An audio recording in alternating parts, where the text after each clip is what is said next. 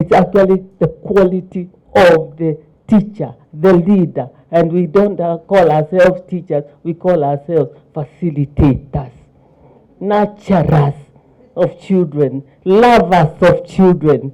If we can emphasize those things, even as we teach the bigger things, I think we really win what is asking us. Ruth, I hope I have answered your question. Of the committees that are ongoing. So I'm hoping there's going to be a window of opportunity to just solicit ideas from the practitioners, from parents, and just interested parties. Shall we take maybe one set? Yes, Professor. Thank you very much. My name is Margaret Kobia. I just want to give some comment and at least appreciate today what WERK has done, especially in the field of education. I do remember this issue of the quality, and I did read literature from Malaysia when they realized their schools were doing very poorly in terms of English and mathematics, and they used their universities to do a study to isolate what is causing. And one thing they found, just as Dr. Kashuki has said, they found the quality of teachers was very poor. So you don't expect a teacher who is not even as good as grade 8 to actually facilitate and they pass. So what they did, as now we are going through this curriculum review, they came up with a program to take back all teachers back to some training, especially during the holidays. So even as we are reviewing our curriculum, we need to think, number one, teachers. As we start this, and 1, 2, 3, what has changed with the teachers? So I think that is very important. Let me also add where we know if there is a joint effort between academia, government through public service, and the private sector, then we would rally behind our agendas, and I think we would make some progress. We have made quite good progress, but it is slow. But I also have one comment regarding curriculum review, because what is happening with advances of technology. I think as we are reviewing this curriculum, we must ask ourselves, how will the jobs of 10 years' time look like? And I think leveraging on technology, we could even bridge the gap between both genders. Because I think ICT can actually accelerate how women are advancing in getting their competencies. So being able to really critically ask ourselves, how will the jobs of 10 years time look like, 20 years look like, so that we can start knowing what is in school right now. We are training people for jobs they will not do. I mean, the jobs of the future will look very different. You can see with the now advances in technology, it is also impacting on education. Most of us are not struggling with the spelling anymore, isn't it? Then we must ask ourselves, do we need to spend time being taught spelling if the computer can do for you? So it's like there's a winning side of it, there's also a challenge. Where is the research that is going to give us this evidence so that we know as we are reviewing our curriculum, we need to give people skills that will give them adaptive, maybe skills of learning, accelerated learning. Because if you ask in this room how many are doing the job that they train, they'll tell you things have changed. But for future, I think this is going to change much more. So my question is, where is the research that is producing evidence that is influencing what is changing in the curriculum? Thank you very much. I'm Professor Washeke Wanjohi from Kenyatta University. I think I want to follow my question on what Professor Kobia has raised. In your talk, you have emphasized quite a bit about research and linking it to priority, national priority issues, and also linking it with policy. And the first question I ask myself, do we have a fund that is functional and operational to support the national priority issues that the government feel if we do this, it is going to address the future needs of this country, it is going to address the key issues of this country. I think that is a big, big question that probably you can respond to. Because at the moment, we as researchers will respond to requests for proposals. And those requests for proposals have their own priorities. And so as you do your proposal, you're going to align it to those key areas that those who are going to provide the funds are actually asking for. So maybe you can share with us. I know there is the National Research Fund that is going to be established under the STI policy. But I think, isn't it taking too long? As you rightly say, when we have a devolved government, there are too many areas that require research. You know, informing some of the decisions that we continue to make, some of the developments, some of the realities that we are starting to interact with that we never saw, you know, when we were actually talking about the devolved government. So, but the issue of funding, because you put your money where you think is most important. And research is important, yes, but where is the money? The second comment I would like to make, that was a question. The second comment I would like to make, we have, of course, gaps between what we call the urban woman and the rural woman. But I would like to say the rural women, even if they never went to school, they have such resource that we need to plan how to actually tap into that resource. Build on it, expand it, and you know, use it to advance their cause and the cause of women. Thank you very much. Thank you. And I think what we are saying here is we need to tap into that. We need to harness the tremendous potential there is in this country. You know, what you young people are doing is absolutely, you know, astounding, but there is not perhaps sufficient space for an idea such as you have to grow into becoming the next Samsung. That's really what we aspire to do. So it is connecting the systems so that a good idea that is being nurtured is able to be built upon, is able to be funded, and is able to sort of get air to breathe. We're doing a little bit of that under the entrepreneurship program, but certainly not enough. But I wanted to, we are better than Singapore once we get our act together. On teachers, a comment that Professor Kobia made, I couldn't agree with you more. In fact, all the research on quality education that there is basically says the single most important input in the education system is the teacher. I think the figure is they contribute to about 37% of the learning of the children. So if you have a good teacher, you are a third of the way there, and vice versa, of course. So the curriculum review process, teacher training, teacher upgrading, teacher retooling is an integral part of that. And I know it is already inbuilt into that, but again needs to be front and center. As to the laptop project, there are some practical issues. If we gave all kids, all 500,000 of them,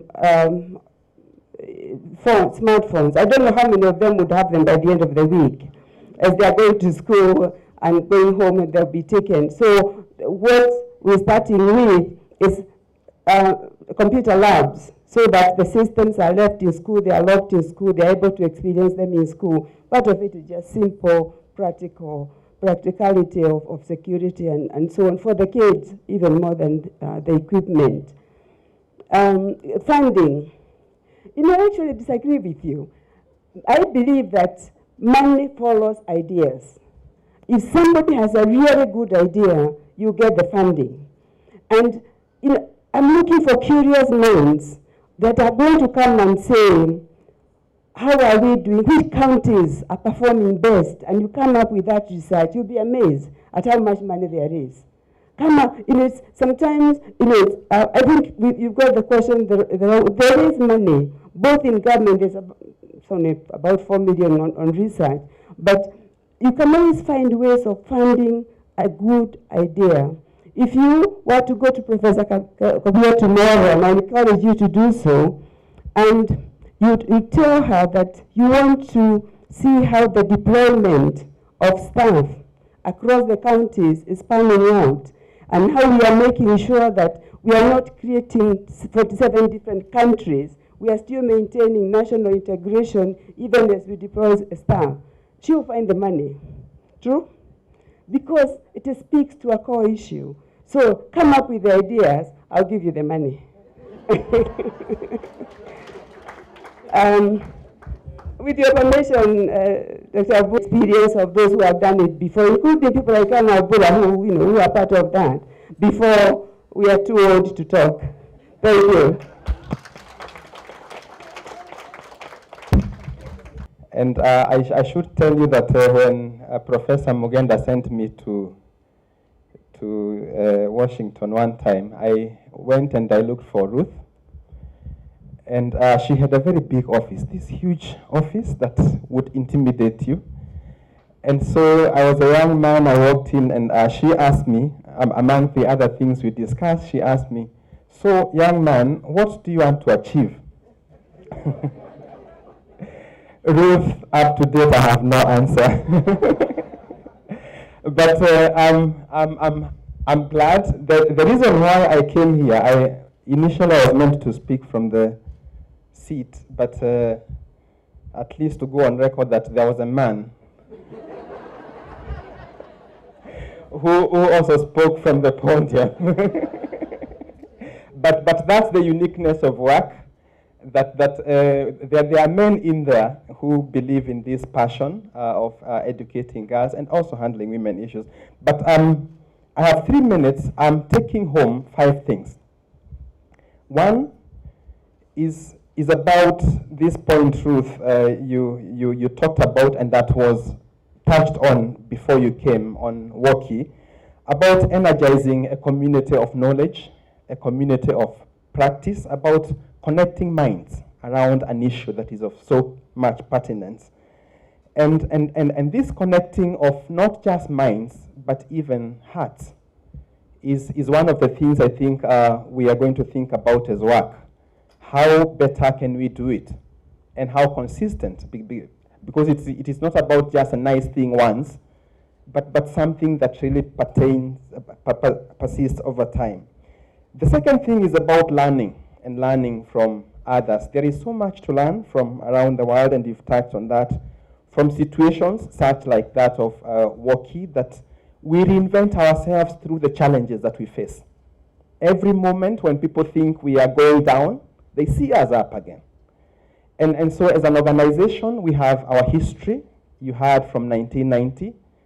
But then how do we have more ups than downs is I think, the challenge. And learning from what others are achieving, reinventing ourselves every more, and exploring new frontiers. That thing is about rekindling old legacies. And this has come out very strongly. We are challenged, reconsidering the past.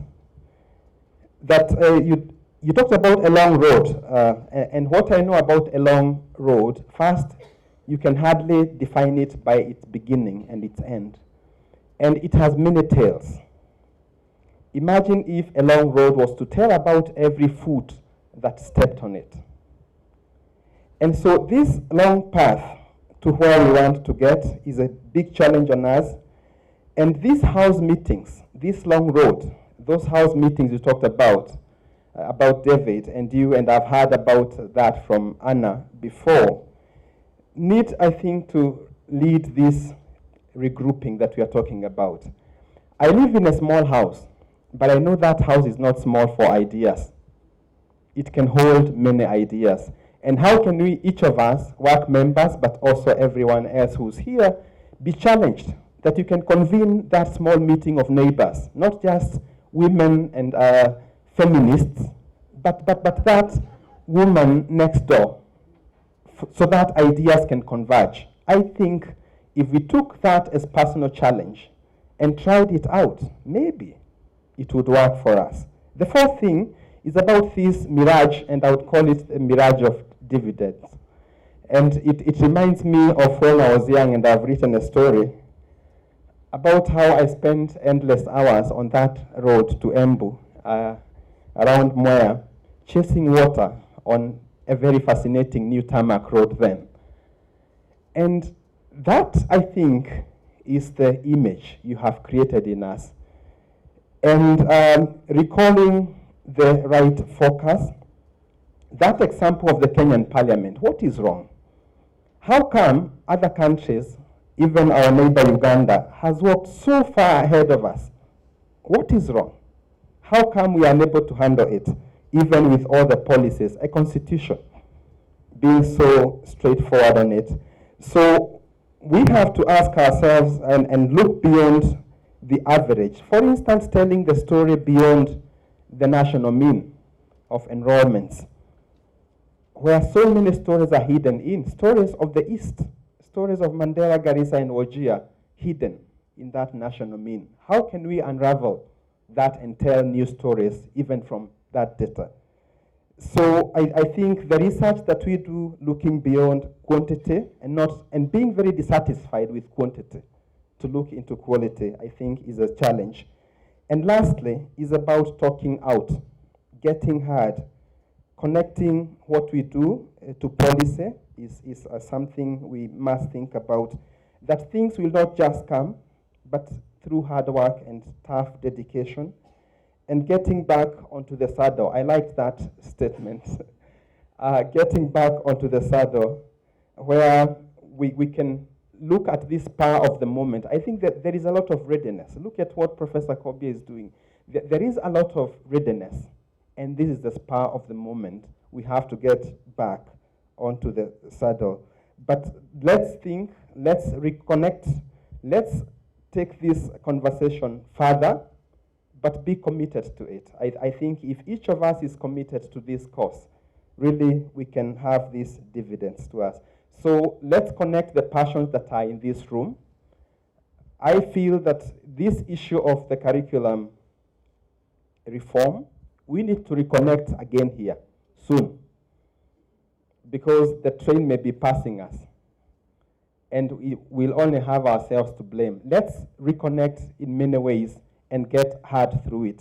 My role was to hold a hot ball that Ruth threw to us, and I'm now going to throw it to the person on the seat at work, Sophia Yeager, who is the EO at WERK.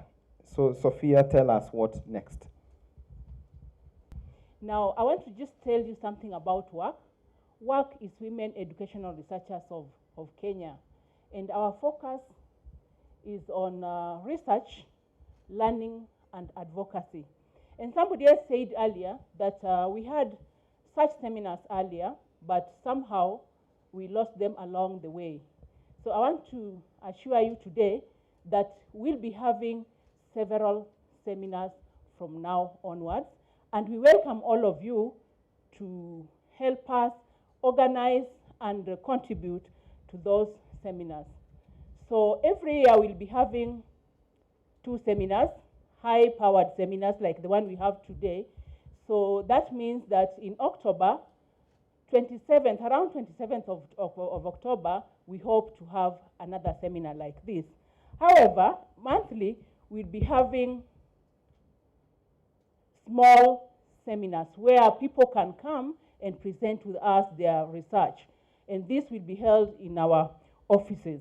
Now, I want to talk to 2 groups of people here. One, I would want to talk to the Friends of WERK. I want to tell you that I welcome all of you to help us critique what we have. One of the speakers said that we need to focus on research. We need to focus on issues, the current issues. I want to tell you that we have a lot of research that has been done in WERK, especially on education and gender, and we need to disseminate them. So we want your support so that we can disseminate them, we share them, we critique, and come up with results that would help us advocate for new policies that would support education in this country and also support gender. So kindly help us to build this great organization. I am sure that some of you who have not interacted much with WERK, you have a new story to tell about this organization. Secondly, I would want to talk to the WERK members. I'm sure many of us are here today. This is something I've always talked about, but I want to emphasize that we have a space, as the Secretariat, we have a space for all of you to bring in your ideas. We have a space for all your aspirations. We have a space for every idea that you bring across. So kindly, let's pull together as a team. I think this will really help us. So this should really be just a beginning, and I hope that we'll be able to work together. And thirdly, I would want to talk to the women in this room and just reiterate what our guest speaker has said, that let us focus our energy on what is important. I think that is what is missing. If I listen to people who have spoken earlier, and more so the older members in this room, earlier on, there was already something happening. And by now, we would have achieved so much. But I think we lagged behind in some way. So let us all focus on what we think is important. And to me, the important thing is education. That is what can save all of us. Mandela once said that education is the most powerful weapon you can use to save the world. And I believe in that so much. And that is the weapon we can also use to save the girls that we've been talking about, also the gender that has dominated our discussion today. So let us focus on what is important. Otherwise, I'm very grateful. I feel honored to be part of this team. And lastly, I would want to welcome all of you and welcome all of you with all your ideas and all your aspirations so that we can move our country forward. Now, at this point,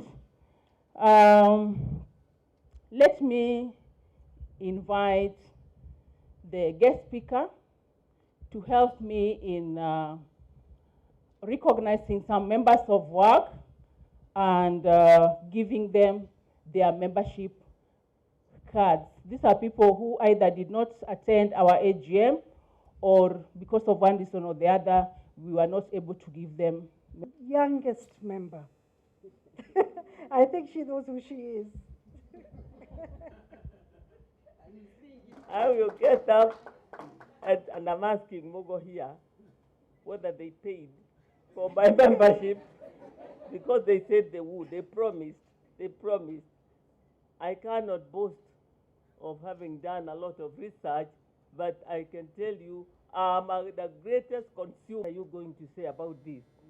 And what they talked about was the disconnect between the resources and the knowledge of how they can access those resources and the rural woman. Really, I mean, it was incredible that we have the money, whether it was a part of it, or the Women's Fund, the Youth Fund, all these funds and many others, but the grassroots research that has been undertaken indicates that we have not reached the unreached. Ladies and gentlemen, receive my warmest thanks and appreciation. I would like to thank Dr. Sheila Wamayu and the WERK subcommittee for the great effort to ensure this event comes to an end in a successful way. I want to thank our guest today, Dr. Ruth Kagia. Thank you for your time. Thank you for speaking to WERK members, to WERK friends, and everybody who is here today. Your wealth of experience, depth of understanding in education and development matters makes a great start for WERK 2016 seminar series.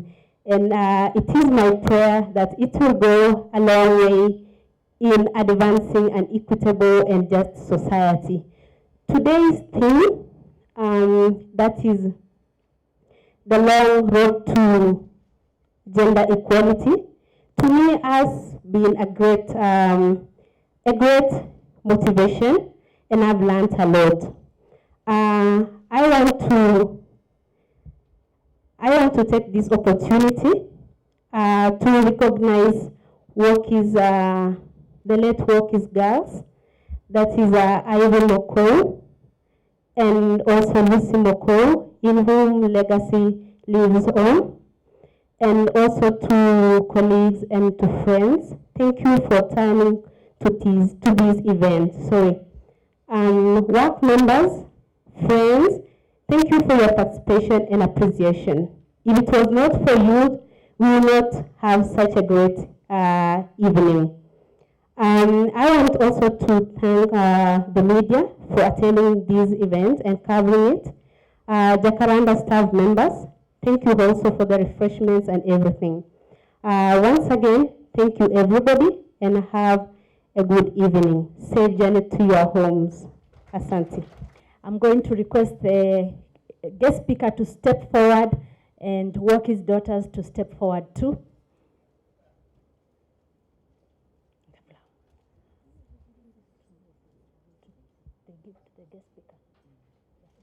I'll request the two girls to present this to the guest speaker.